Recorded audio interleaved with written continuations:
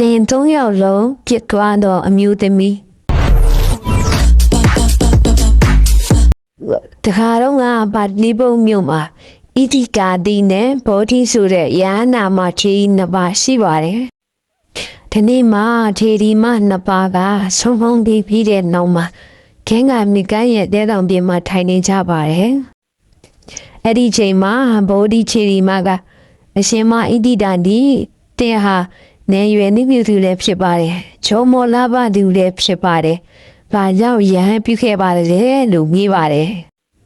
အဲ့ဒီကမှဣတိတာတိထေမကအရှင်မဘောဓိတပည့်တော်မ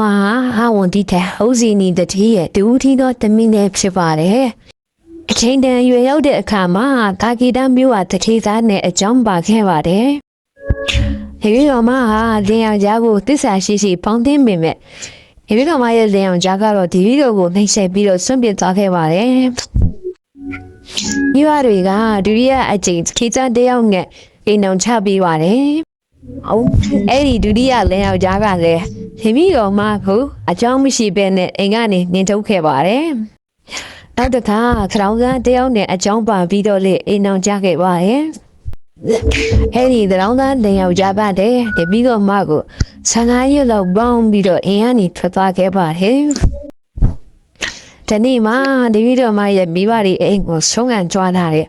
ယန္နာထီဒီမအရှင်မဇိနတတထမပြီးတော့မှယဟန်ပြုခဲ့ပါတယ်။ယမပြုပြီး9ရက်အတွင်းမှာပဲတပည့်တော်မဟာယဟန္နာဖြစ်ခဲ့ပါတယ်ဗျာ။တပည့်တော်မဟာဘဝဟောင်း9ဘဝကိုမြင်နိုင်ပါတယ်ဗျာ။ချင်းယောက်ျားတွေဆွံပေးရခြင်းရဲ့ဆူကျူးဟာဘာကြောင့်လဲဆိုတာတပည့်တော်ရှောက်ထားပါမယ်ဗျာ။လွန်ခဲ့တဲ့9ဘဝမှာတပည့်တော်မကရှိဝိဉ္ဇဉ်ဖြစ်ခဲ့ပြီးတော့အဲ့ဒီဘဝမှာသူဘာမရဘူးပြေမကျွန်းလို့မိပါရဲ့ခင်ဗျာအဲ့ဒီဘဝပြီးတော့နောက်ဘဝမှာအဝီစီငရဲမှာခံခဲ့ရပါတယ်ခင်ဗျာမရဲကနေလို့တဲ့ခါမှာတပည့်တော်မရောက်ကြီးဘဝကိုရောက်မှတယ်ဗျာ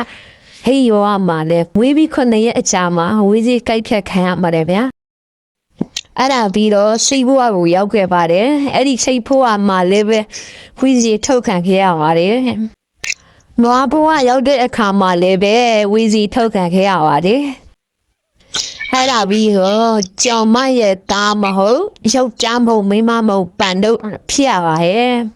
အဲ့ဒါပြီးတော့ရှင်ရသားလေသမားရဲ့သမီးဖြစ်ခဲ့ပါတယ်အဲ့ဒီဘဝမှာလေကုန်တဲ့တတိသားရဲ့မယငယ်ဖြစ်ခဲ့ရပါတယ်တီလာနဲ့ပြေဆုံးတဲ့မရိတ်ကြီးကိုတတိသားကအမုန်းတောင်းလုပ်ခဲ့ပါတယ်အဲ့လိုမျိုးသူများလင်တာသူများမယားတွေကိုပင်မဆော်ဟာကျွလုံပြီးတော့ဘုံအောင်လုပ်ခဲ့တဲ့အဘုဒ္ဓကံကြောင့်ပဲမင်း3ယောက်ရဲ့ဆွန့်ပြေးခြင်းကိုခံရတာဖြစ်ပါတယ်ဗျာအခုအချိန်မှာယဟန္တာဖြစ်သွားပြီမို့လို့ဒီအဘုဒ္ဓကံတွေကလည်းဆုံးသက်သွားပါပြီဗျာအခုပြောပြခဲ့တဲ့အကြောင်းအရာတွေကထေကာရာတော်တွေကအကြောင်းအရာဖြစ်ပါတယ်အဆုံးထိနားထောင်ပေးတဲ့အတွက်အထူးပဲကျေးဇူးတင်ပါတယ်။နောက်ဗီဒီယိုမှာပြန်ပြီးတော့တွေ့ကြမယ်။